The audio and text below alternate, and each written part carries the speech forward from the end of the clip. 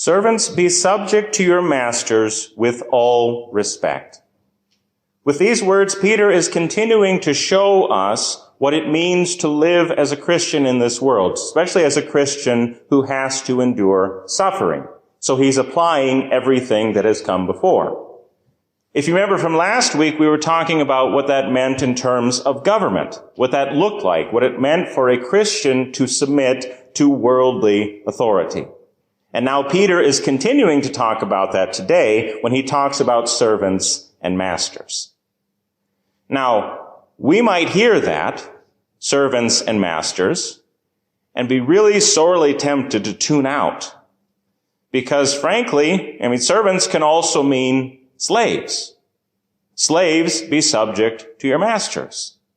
And we say, well, I'm not a slave. I've never been a slave. I don't know anybody who is a slave. We don't have slaves in our society.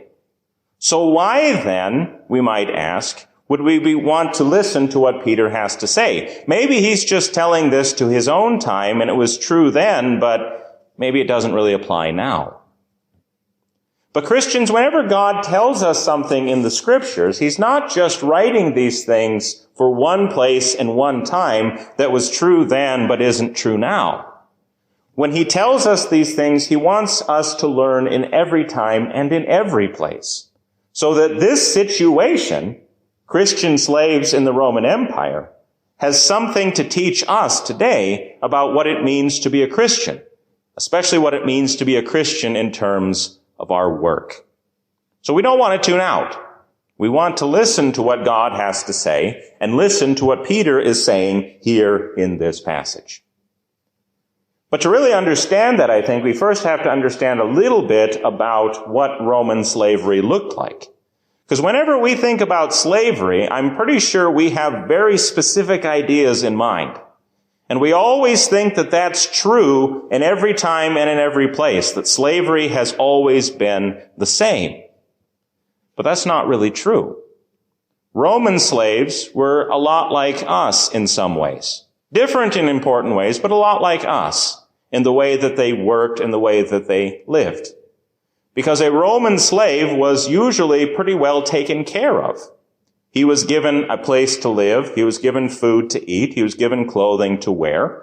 And his master would see to it that he had all of these things so that he could thrive. And Roman slaves were sometimes also very highly educated. They could read and write, some of them, in a time when very few people could. And so slaves were people who took care of money. Slaves were people who taught kids. Slaves were people who did some of the important jobs in society. And that made them very similar to us in our 9-to-5 kind of work in a lot of important ways. But slavery is still slavery.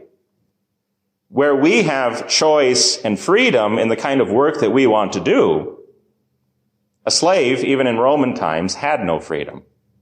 He had no choice. And so part of the problem that he was dealing with, that Peter is talking about here, is the fact that the situations that he was in, he had no control over them. He couldn't do anything about it. It was a situation completely out of his hands. What was he supposed to do in that situation? What does it mean to be a Christian when you don't have control over the things that happen to you? And another way that slaves were different from us is a slave in Roman society had no legal rights whatsoever. He couldn't go to the government when something was going wrong. He couldn't complain about his master to the authorities. He was simply bound to his master. People looked down on them. People considered them to be the very bottom of society. The kind of people you just don't pay attention to. We might consider them the little people of Roman society, the overlooked people, the powerless ones, the ones who simply can do nothing. So when we think about slaves in that situation, what are they supposed to do as Christians? Well, Peter says, servants, be subject to your masters with all respect. Now that's still a hard word for us to hear. Just as hard as it was last week, I think. But what Peter is telling us is this, just like we were talking about last week. God establishes an order in society. He is the one who has put us where we are within that order. If there are people who are over us in terms of authority, God has put them there. If there are people who are under us, people who we are the boss of, God has put them there as well.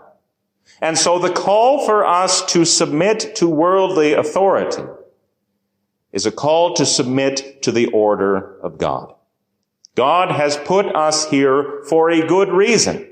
We may not understand why. We may not understand why we are here and not here or over here.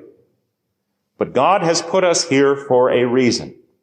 And for us to submit to authority, then, is a call to listen to God.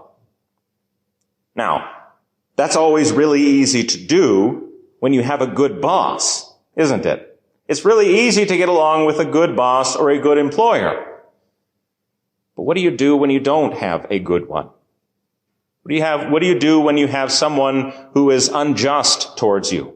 Someone who is working you too hard, or someone who's not giving you the things you deserve. In our society, you might say, well, we'll just quit. We'll just go on and we'll do something else. It's not that big a deal. But Roman slaves didn't have that luxury. They couldn't just quit. So what do you do with a bad master? What do you do when your work is unjust? What do you do when it's hard to be a Christian in the jobs that you do? Well, God calls on us to endure. Because endurance while doing the right thing, Christians, is a gracious thing in the eyes of God. You'll notice that Peter says here that we are not praised for doing the wrong thing. If our master sins against us, if our boss sins against us, and we just grumble back and sin against him because, we're going to get what's coming to us, nobody's going to praise that, not even God. But if we do the right thing, and we endure as Christians and suffer because of it while we are doing the right thing, that is a gracious thing in the sight of God. It's not an easy thing, but it is a gracious thing. Because when we do it mindful of God, then we are doing a blessed thing in his sight. Now you'll notice I say mindful of God. This is not just a call to grin and bear it. Like we'll just have to, deal with it because that's just life. That's not what Peter is saying here. Peter is saying that when you suffer as a Christian and you submit to that injustice for the sake of God because you are listening to what he has to say, we are putting ourselves into his hands to call on him as Father and as the one who can do something about it. That's why we started out with that psalm tonight, Psalm 41. It's one of the cursing psalms out of the book of Psalms. We don't talk about those psalms very often because people misunderstand them. But the cursing psalms always call on God to do things because they trust him. You, O Lord, are the one who can take care of my problems. You, O Lord, are the one who can give me justice. And I look to you, O Lord, because you are the one who will take care of me no matter what. That's what the psalm is saying. And that's what Peter is saying too. And we know that for two reasons here in this reading. The first one is that he's talking to slaves at all. People didn't talk about slaves in Roman society. They didn't look at them. They didn't talk about them. They just kind of ignored them because they were the outcasts. They were the lower part of society. So if you wanted to talk to a slave, you talked to his master first. But Peter doesn't do that. He talks to the slaves because God cares about the little people. God cares about the powerless ones of society. God cares about us so much, in fact, that he sent his son. And that's the other reason why we know that God cares about us. Jesus came and suffered on our behalf, suffered the very worst injustice of all, to die on the cross for no good reason. Everything that happened to him was completely illegal by every law known to man and God. And yet Jesus did not complain. Jesus did not talk back. Jesus did not fight back, but entrusted himself to his Father, because he knew that no matter what he suffered on this earth, his Father would take care of him and would give him the justice that he could not find. And that's exactly what happened when the Father raised him from the dead and set him at his right hand.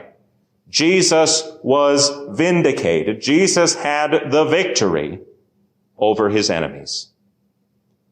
And if God did that for his Son, Christians, he will also do it for you. So the things that you suffer in this life, the injustices that we have to put up with in our work and in the economic realm of our life, entrust yourselves to God. God will not fail you. God will take care of you. And God will deliver you in the day of trial. To him be the glory, now and forever. Amen.